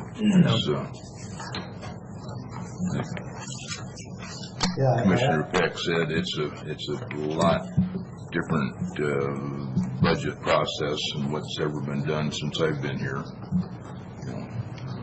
So obviously the software has helped crunch numbers considerably. Well, and I'll echo what you said earlier. Extend appreciation to the auditor's office. This spreadsheet is my responsibility now, but they built it, and I appreciate their effort to make it flow so it's understandable. And want to continually improve the way we tell the budget story so it's understandable not only to you but to the public. Make sure that everybody's informed. We have as much transparency in the process as we can so the public who pays for these things know what's going on and be able to ask questions.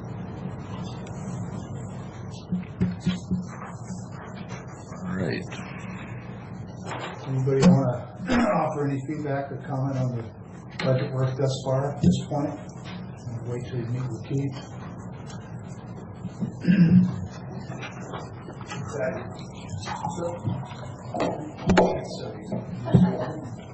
Thank you. So yeah, I received this email last Tuesday, 1 week ago.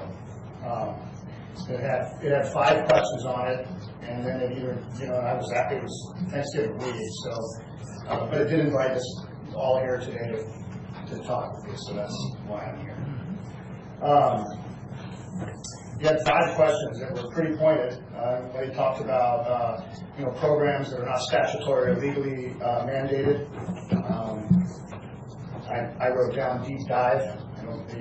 If that's something we want to do and want to look at that, we can look deeper into that. There's always stuff around the edges. Same thing on the next one, unfunded mandates. We've had some of those in elections. The one that really hits me the most is, that struck me was the notion of an across-the-board cut.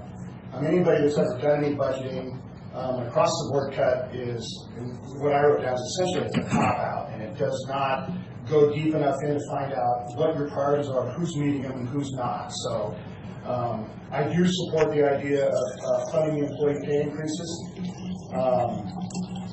Look, we either, as an entity, prioritize our employment, as evidenced today. We either prioritize that as an entity wide, or we don't. And the actions we take today, we've paid for compensation review. People have been talking about this for a year. COLA's helped us keep up with the compensation review. Per this email said we're about 10% off in aggregate across to market. What I would like to see is, we know we need to work on the 4 of them that are not, there was 4 different things there. There was the compression, the compression, the matrix, and the 2 matrix issues. Let's make some kind of a down payment on we know what we owe. In fact, it'll tell the employment pool, look, we did a compensation review, we know we've got work to do. Let's make a down payment on that in addition to the COLA. The COLA keeps us up, the other thing closes the gap. And I think the last thing on that was, it was whether that's a priority. Yes, it is. It is a priority.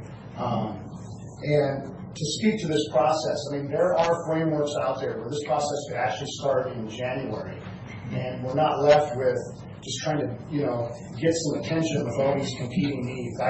There's one from Guardian Magazine that I've had available for years, where you have a committee, you have priorities, you guys set the priorities, and there's constant feedback on what those are, and then everything lines up from, if there's some priorities this year, they may fall next year. There is an improvement this year, but I think, if we really want some people are comfortable coming to the mic, and quite frankly, some people are not. But there's just a ton of good ideas out there. If we can just figure out what the hard part in politics is we actually have to set some priorities and then own them.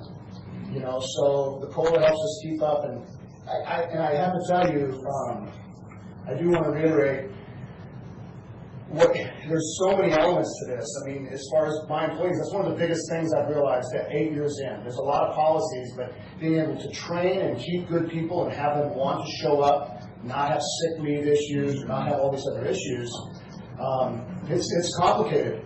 The only frustrating part, and I can speak for myself, informally talking with others in my position, is really this board is the only one that can keep an eye on the holistic view.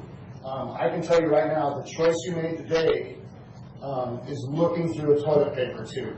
You just moved an entire financial section up 2 grades. There's those similar grades around here, and you created a management issue now for people who have the similar functions, and no one stepped back and looked at it holistically. I understand we all are going to, we're all going to press for our people. We all feel like the 10%, some people are higher, some people are lower. We work together. We appreciate what they do. We know their families. We're going to do that. The problem is I can't tell you how frustrated I am that you just moved 3 14s to 16s. And then as I sit back there and my head starts to turn, I realize you have 1 financial analyst part-time for your countywide financial system, and you just hired 3 to do whatever they're going to do out there. And the question is, you have that analyst, at least my understanding when it was created, it's in my department, but it really serves the ongoing under Keith. It serves, this good stuff that we hope to continue to get. But good Lord, you get 3 of them now. And what that is that compression, and it's that 10%, and it's good people fighting for other good people. And so until we can come out and say, yeah, we recognize these things as a body, as a county, we're going to keep you up, and we're going to do everything we can, given our, Brad knows, the whole WASAC and everything we're working on with these ever-expanding, unfunded mandates. It's a tough balance, and I know it is, but I'm hoping we can get there. So thanks for letting me vent a little. But at the end of it all, I support the COLA, whatever the universal, wherever we go for COLA, it's that most of these entities have the same, right? So, and something towards these other issues, maybe as an aggregate, just throw something at it. So, thank you guys.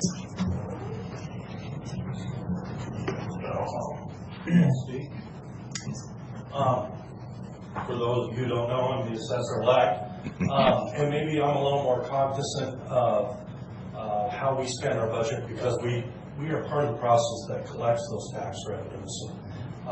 We're the ones who hear about it. I agree. I have an appraisal staff that my upper level appraisers are grade 16. I have an office of 10, including myself. That would regrade a third of my office if we regraded 3 people. The salary study indicates we have positions in our office that are underfunded.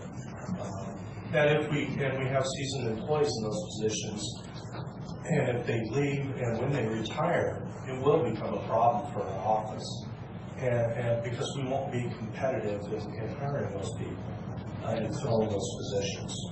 I think the other thing is too, before we leave that subject, I'd like to get a little clarity there. Carly was real clear about making the distinction between the compensation study, which shows that aggregate across the board, we're maybe as much as 10% off of comparable counties, which I think were Whitman, Walla Walla, Lewis, others. But that is a separate issue, and I'm going to ask you in a minute if you agree. In my mind, that's a separate issue from having someone in a position doing a job where the work and the position description and title say different things. So the person is doing the work that would normally be at a grade 16, but by virtue of the title, it's graded at a 14. And so the premise is that we have both a legal and an ethical obligation to pay people commensurate with the work that they're doing, not with necessarily with the title. And so do you see those as separate and distinct things, correcting places where people are being asked to do job A but being paid for B as being separate from the overall workforce compensation equality with other counties issue? I guess I would say that if there are inequities in those positions between titles and duties, they should be addressed, but they should be addressed countywide. Well, and so I think that's what Carly is doing. If there are any departments that feel that they have people who are being asked to perform job A, but their job description, title, and such are different, and as a result they're being undercompensated, you should bring those to Carly. I think that is a separate issue from the overall wage issue. I support both of them, but they're two different things. One is across the board, the other is case by case, and you should definitely bring those to Carly. Well, and part of this is too my inexperience in the process and not wanting to rub other elected officials or department heads. So I'm trying to work through the process and follow guidance and appreciate the counsel that Keith provides, and as well as Carly.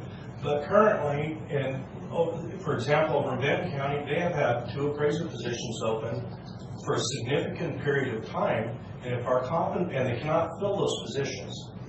If our compensation is based off a competing county in the area that cannot fill those positions, that appears to be a problem. Well, they're not solely based on the local area.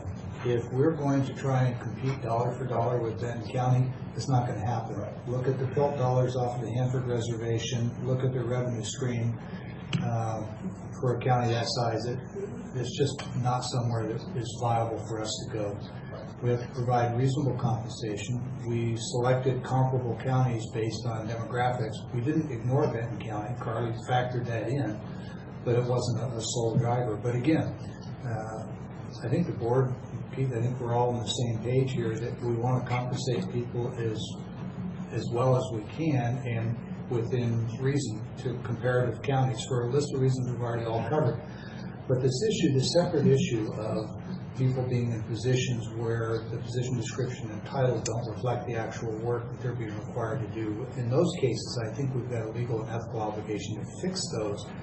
If in the process of doing that, we have a situation like we did today, where we've got 3 positions, and there's some disagreement about whether or not those are needed. That was why I dove in that discussion about, tell me about the analysis behind the positions and are they needed, and did we consider combining or, excuse me, eliminating. So we're on the same page there, but at some point, I also have to trust that our department heads are presenting things, an accurate analysis of what the need is, just as I know you will. Well, I appreciate your feedback. I would say, though, I echo the auditor's comments that it appears to create inequities that we have to deal with in a management position. The other thing is, too, that's coming from the department that requested $1,000 out of a $1.6 million increase. Mm-hmm. So Pete, what reflects the inequity? Is it the lack of overall wage adjustment that we've talked about is still on the table, or is it the positions that were changed today? I think it's the positions that have been changed over the past few years, yes. And so if you have any positions where you think that they should be at a different grade for the work that's being required, I would ask you to please take those to Carla, and I can assure you the board will give you the same consideration that they do all the departments. I can appreciate that, and I have been working with Carla. I don't want to be up and saying one thing and then doing the other. This is really good discussion. I just want to be clear that I don't think it creates an inequity if the board is willing to give fair and equitable treatment to all the departments who bring the same scenario forward. That's why it was important to separate the distinction between somebody being asked to do a job they aren't paid for and the overall wage improvement. They're related but very different. I appreciate that. I would say, also had a discussion this morning with Keith about our position, and, for the betterment of the county, we're willing to give that up. Could we use that? Man, we could have used that 3 or 4 years ago. And that amount of money constitutes almost 15-20% of the surplus that will go to cost of living to the rest of the county employees, which that's great, and we will continue to be a team player. I would say that if you've noticed over the past few years, the current assessor does not come up here, has been extremely frustrated with the process because of some of these type of issues that have been happening. So I appreciate your time and I appreciate your feedback. Thank you. Okay, thanks. Morning, Joseph. Good morning. So I'm Josie Gelser, and I'm the treasurer, and I share the same frustrations as the other, the assessor, because I do have at least one of them in my office that is we would consider a specialist for the one solution, but I will talk to Carly, and I just want to let you know that I do share those frustrations also. I'm curious, is the frustration that you don't feel like you're getting the same treatment as other departments? And what is the frustration? Because the frustration is that this person, this position that I have is doing over and above what he is even asked to do, sure. And it's keeping the one solution going. And many times I've come in and asked for I haven't really asked for it to the board. And we've gone through the compensation and it was going to affect everybody. And so I was kind of waiting, and then I see something like this happen today. So. Well, again, I really do see the overall compensation comparator issue as separate. And obviously they're related, it's all compensation, but how it's handled and who it affects is different than when you've got someone in a position as you've just described. And candidly, it's incumbent on the leadership to bring those things to HR and say, I've got this person I think is being required to perform duties that are outside of the job description, and I think the logical answer you're going to hear is, then please update the job description, we'll grade it, and we'll ask the board to find the money to fund it, which is exactly what happened over here. I don't think that opportunity has been denied to any department, but I understand your comment about kind of holding off to see how the wage stuff was going to work out, and the message I'm sending is they're separate things. If you've got a position concern and you think someone's being asked to do A and being paid for B, it's not just an ethical issue, it's a legal issue. Thanks. I do want to make a distinction. I think the whole process we went through, we rewrote the job descriptions to better reflect. So really what you did today was a mini compensation review, because we went through every one of ours and reclassed and redid them. So that's what, let's make a down payment on it so we can, and everybody, I can look at it and say, well, I got something. That's really what I'd like to do. Okay. And I'd like to join you in doing that. Could you suggest where we should take the money from? Absolutely. Absolutely. What you do is we sit here today and you ask yourself, what is the number one priority? And you could sit down in a room and then you break it out by percentages and you give them something. Because you're right, there's always more need in government than we're ever going to be able to fund, and if you funded it, it would expand. It's the law of government. So the question is, and I think that's an important distinction, is we just had a mini reclass, and we are looking at people that are putting it in. We installed an entire financial system and didn't reclass anybody to do it. So,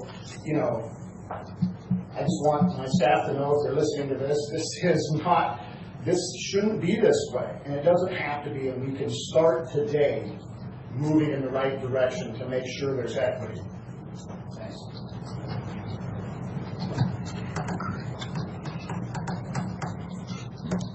I guess as everybody's getting up and talking, I will too.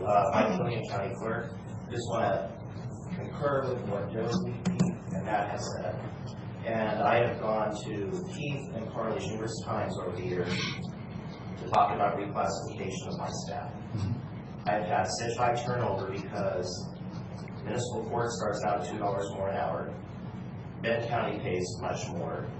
I'm losing a 13-year employee to federal court, starting out at $6,000 more a year and capping out at $75,000 for less work and less duty. So, can we please implement compensation plan?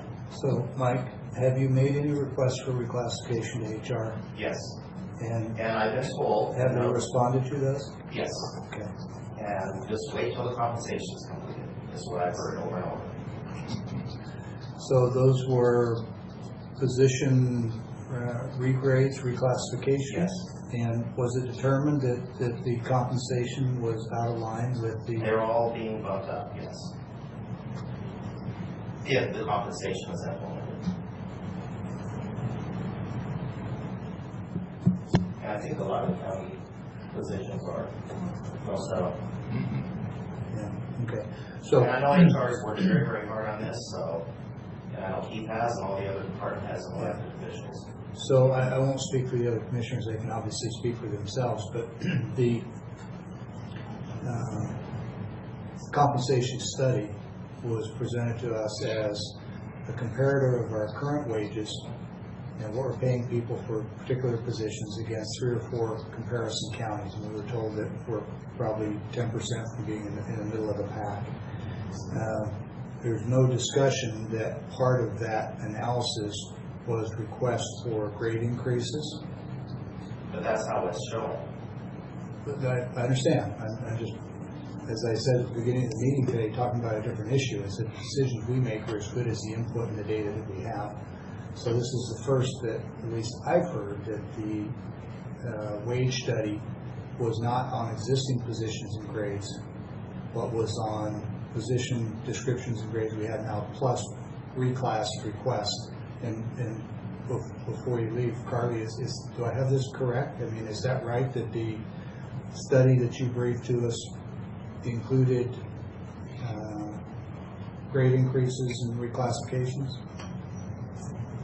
Not a lot. So we did update the job description, some of which hadn't been looked at since I believe 1991. I'm interested in the ones that would change the grade or the compensation. There's a handful that the grades changed, but not as a result of additional duties. It's not a different job. It's the same job. It's that job's placement within the market, and that's what Mr. Killian's office, I believe, it's the experience of that position's placement within the market results in an increase. Sometimes a grade increase, sometimes those matrix adjustments that we discussed accomplish that increase in the same grade, but the increase is a function of us being behind the market, not a function of additional or more complex jobs. Okay.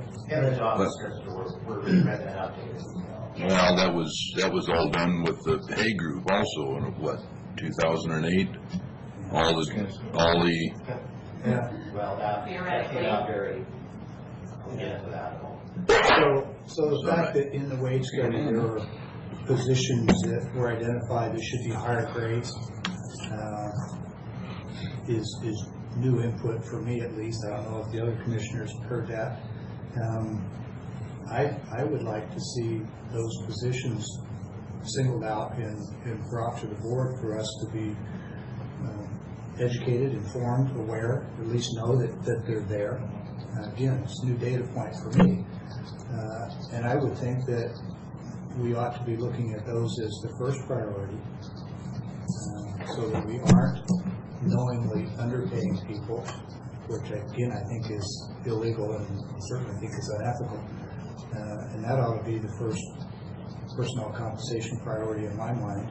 And simultaneously we can look at the broader picture of wages across the board. But a lot of the comments here really weren't resonating or making a lot of sense until you pointed out that those grade changes were included in that study. I don't know, were you aware of that? Did I just miss it? I don't recall it ever being called out. It was a comparison by position.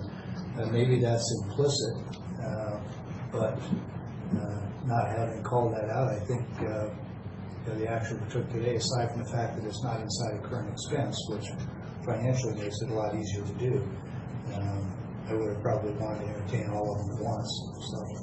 So this is good. I appreciate the feedback because this is not information that we have. All right, thank you. Carly, how many of those positions do you think there might be? If the position changes grade, it's not necessarily the same situation that we looked at today, because the grade could be a function of the position's position within the market, not necessarily an increase of job duties over when it was previously. I understand. I guess I'm not 100% sure what you're asking me. Well, there's at least two obvious drivers for grade change. One is the market today values those positions more highly than it did a decade ago, and consequently it needs to be paid more to be competitive in the marketplace. Those are market forces. There's the second dynamic, which is somebody's in a job that says that you're a patrol sergeant when in fact you're the deputy sheriff, where the functions and the position description don't match. The work that's being required doesn't match. Those are two very different things. I'm interested in the ones where, like today, the job duties and the description don't match, and the people are being asked to do a job they're not being paid for. Those are the ones I'm asking for. With respect to the wage study and Mr. Killian's comments, if there are positions that are simply underfunded now because of the marketplace, then I think that's part of the wage compensation effort. But my first priority, I think, is those where we're not paying people for the work that they're doing presently, not so much ones where the market has moved ahead of them, although they need to be addressed too. But I think that's second to the ones where we've mischaracterized what we're calling a position and what we're paying people to do. So if I could find out, if you could let me know which positions fit in that category where they're doing job A and we're paying them for B, because I think we do need to address those. And as Mr. Beaton said, we ought to do something as a down payment. It's unclear, you know, where those funds would come from. But if we're going to make this the priority, then it would just be necessary to go and pull those funds from various departments. I mean, it's a harsh reality, but you know, there's no avoiding the truth of the situation. Unless somebody thinks raising taxes is an option, I don't. So, Commissioner Cook, anything you want to add to this discussion? I think it's been good discussion, by the way. I appreciate it. I really do. Morning, Pat. Good morning, Pat Austin, Senator Administrator. I just wanted to remind you, since I think you're probably well aware of the fact that the missing element here is 5 county employees. They have not been included in either of the wage studies that were done in the last 10 years or so. I believe there were 2 here. Benton County, I don't think it's done in over 20 years.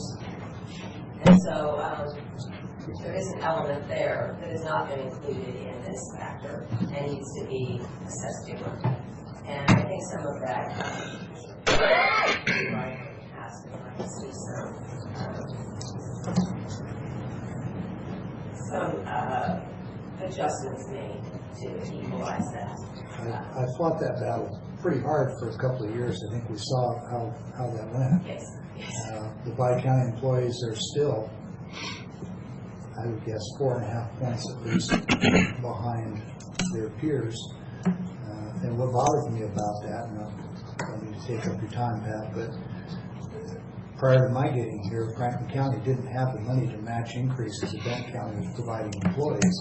And Benton County backed off what they were offering to Bi-County folks to take the financial burden and pressure off of Franklin County. And Franklin County said, thank you, and made a promise to those employees that when we could get on our feet financially, we would make it up to them. And we never did. And that was the promise that has had me pushing for Bi-County compensation improvement for a number of years.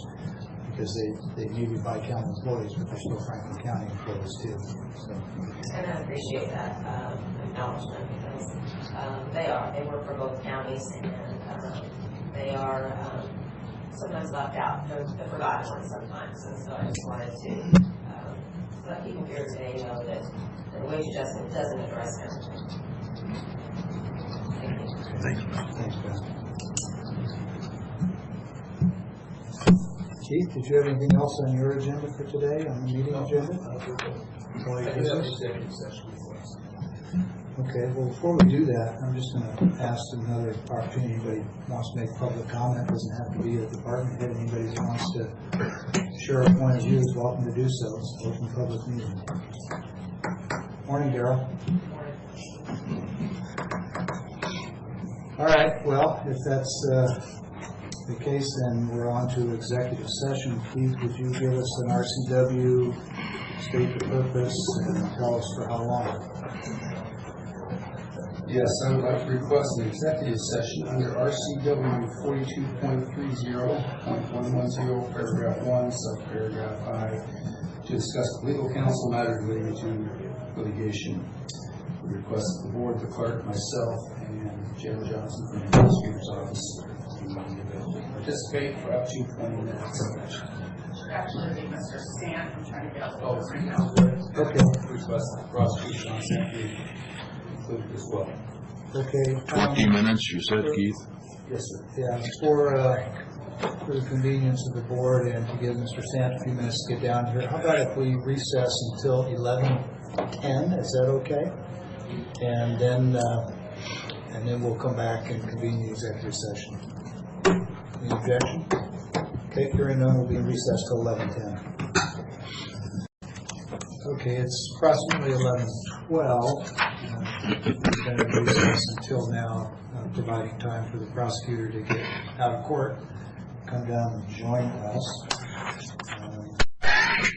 If there's no other discussion by board members or by the county administrator, we could go back into recess. But since we're back on the record, if there's anything anybody wants to discuss in the way of county business, it is an opportunity to do so.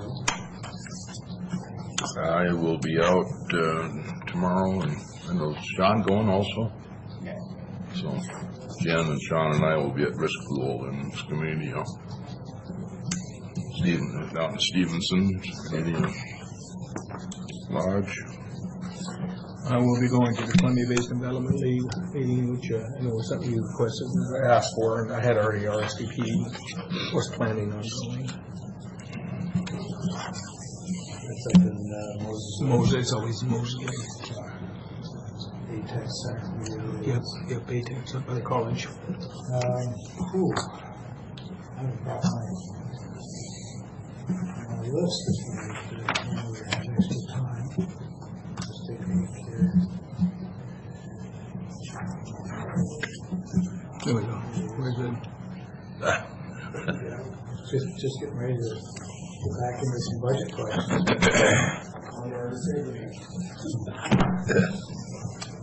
Okay, so just prior to going into recess, County Administrator read into the record the RCW under which we would be meeting for up to 20 minutes with the prosecutor. Has to do with litigation, pending litigation. Since that's already been read into the record, we don't need to do that again. We'll go ahead and close the door at 11:15, and there'll be an executive session for up to 20 minutes. With that, we can turn off the mics.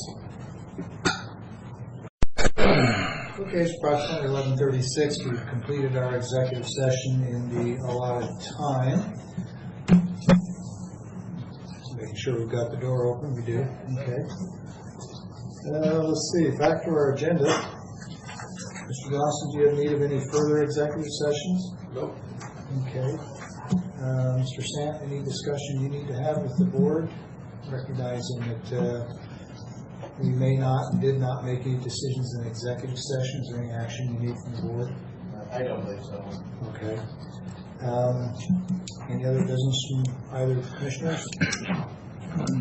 Okay. All right. Well, thanks very much. Hearing no other business, the agenda is concluded. It's 11:37, and we are adjourned.